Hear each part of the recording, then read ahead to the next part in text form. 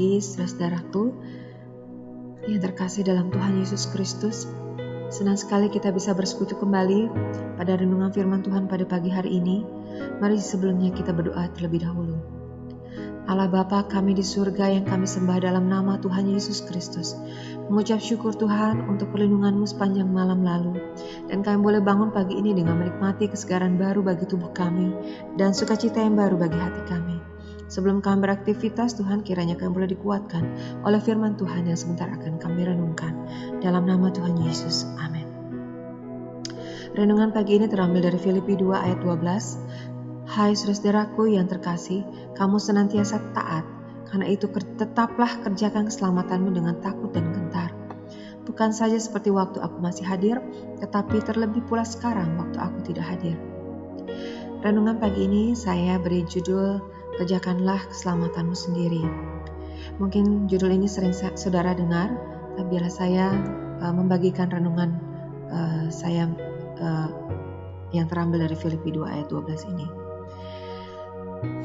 Saudara, sampai sekarang belum hilang rasa keterkejutan saya atas berita mengenai seorang hamba Tuhan, seorang apologis besar keluarga negaraan Kanada Amerika yang sudah almarhum. Saya ingat dulu waktu saya dan suami saya pulang kerja bersama-sama, kami senang mendengarkan khotbah atau ajarannya di Radio Kristen di Indonesia. Saya pun subscribe YouTube, Facebooknya walaupun tidak rajin mengikutinya. Tapi saya dulu cukup menghormati pendeta ini. Namun berita yang timbul setelah kematiannya justru sangat mengejutkan. Saya pun sempat suatu saat meneteskan air mata saya setelah mencoba mencari tahu kebenaran beritanya. Berita mengenai bahwa beliau sudah melakukan pelecehan seksual dan sudah ada lebih dari satu korban. Bukan karena kesedihan saya untuk beliau saya menangis, tapi kesedihan hati saya untuk Tuhan saya. Tuhan saya yang tidak pantas tercela karena dosa hamba Tuhan ini. Selain orang ini, ada banyak hamba Tuhan yang telah mencoreng kemuliaan Tuhan karena kelakuan mereka. Semakin banyak oknum di akhir zaman ini. Paulus juga berkata, tetaplah kerjakan keselamatan yang telah kita terima, tidak pandang ada atau tidaknya pemimpin rohani kita. Pemimpin rohani kita hanyalah seorang manusia. Paulus juga hanya seorang manusia. Paulus tidak dapat selalu bersama dengan jemaat di Filipi waktu itu. Hanya Allah lah yang dapat selalu hadir bersama kita. Hanya Allah lah yang dapat mengerjakan baik kemauan maupun pekerjaan kita menurut kerelaannya. Allah telah memberikan keselamatan kekal untuk kita. Yes, kita telah selamat. Kita bisa imani itu.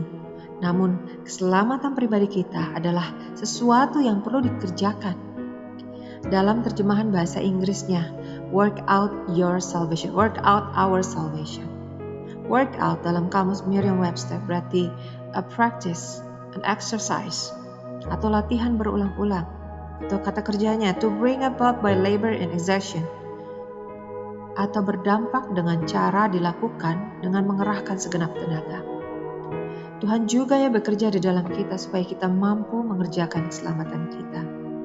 Bagi saya, waktu saya merenungkan ayat ini, keselamatan ini seperti sesuatu yang diberikan Tuhan, seperti modal yang diberikan Tuhan, supaya bisa diolah dengan sungguh-sungguh, sehingga bisa berdampak, sehingga bisa menghasilkan.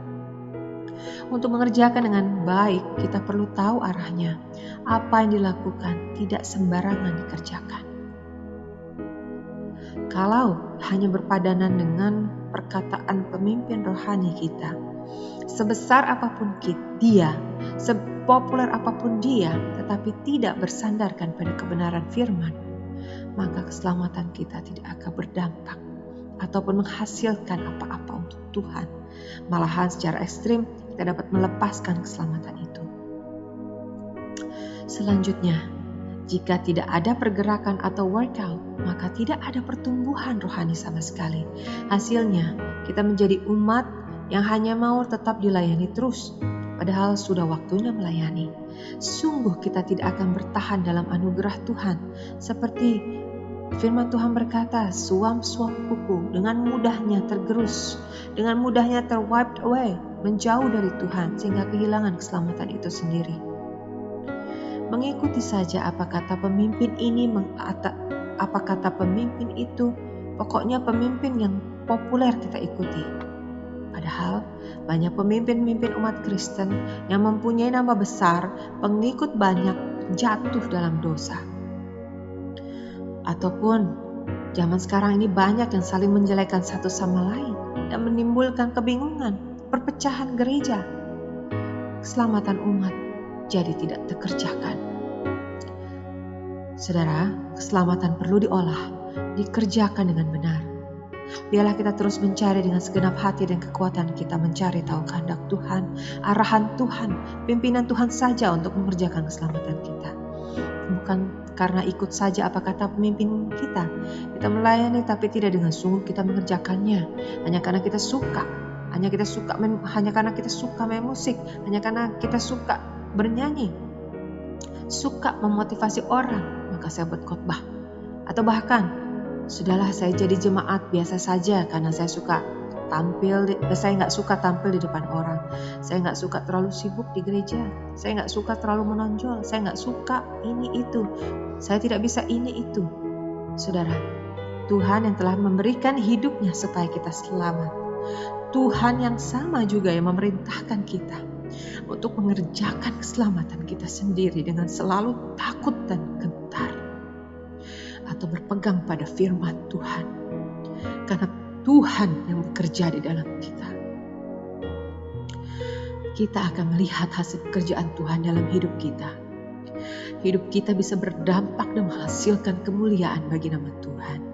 Kerinduan pemimpin rohani yang benar adalah pertumbuhan jemaat yang menjadi dewasa di dalam iman dan pengenalan akan Kristus. Jemaat yang kuat dan mandiri di dalam pekerjaan Tuhan, semakin setia melayani Tuhan, semakin rindu dan giat bekerja di ladang Tuhan menjelang kedatangan Tuhan Yesus yang kedua kali. Haleluya. Mari kita berdoa. Ya Tuhan Allah Bapa, terima kasih untuk penguatan firman-Mu bahwa di zaman akhir ini agar kami tidak bergantung kepada orang manusia lain, tidak bergantung pada pemimpin rohani kami saja, tapi kami sendiri pun bisa kuat berdiri dan bahkan tetap memuliakan nama Tuhan. Kami tahu, kami mau terus Tuhan mengerjakan keselamatan kami dengan takut dan gentar akan Engkau. Yang berarti kami terus mencari tahu kehendak Tuhan, hikmat Tuhan, dan menjalankan perintah Tuhan. Kami berdoa juga bagi pemimpin-pemimpin rohani kami. Biarlah mereka juga dapat selalu berpedoman pada kebenaran firman Tuhan saja secara mutlak, sehingga dapat mengembalakan umat Tuhan menjadi umat yang dewasa dan mandiri dalam mengerjakan keselamatan umatnya. Tuhan berkati selalu pekerjaan pemimpin rohani kami, Bapak dan Ibu Gembala Jemaat GPDI Shekinah, pakai sesuai dengan kemurahan dan kerelaan-Mu ya Tuhan. Dan kami mau serahkan kehidupan kami pada hari ini. Dan kami percaya Tuhan lindungi dan kuatkan kami selalu, kemanapun kami pergi Tuhan selalu ada beserta dengan kami. Tuhan kuatkan kami yang lemah, Tuhan sembuhkan kami yang sakit. Biarlah kami Tuhan kembali ya Tuhan, boleh bekerja ya Tuhan, mengerjakan keselamatan yang telah Engkau berikan. Dalam nama Tuhan Yesus Kristus kami berdoa. Haleluya. Amin. Puji Tuhan, tetap semangat dalam mengerjakan keselamatan yang Tuhan berikan kepada kita, sehingga kita bisa memuliakan nama Tuhan dalam setiap langkah hidup kita. Tuhan Yesus memberkati. Tetap semangat.